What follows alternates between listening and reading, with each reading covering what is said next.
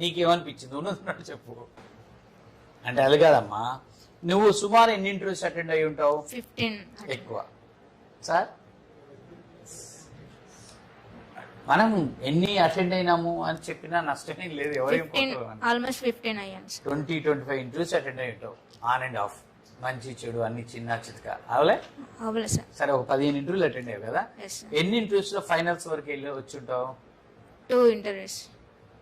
2ఆ? ఏ Yes, sir. Company? Calibre sports. Calibre లో 5 పోయావు, final దాకా పోయావు, yes sir. ఆగావు. ఇంకోటి sports IT. Sports IT finalist పోయావు, ఆగావు. Yes sir. 2 ఇంటర్వ్యూలు, 3 రెవెల్సీస్ కూడా ఫైనల్స్ వరకు వెళ్ళావు.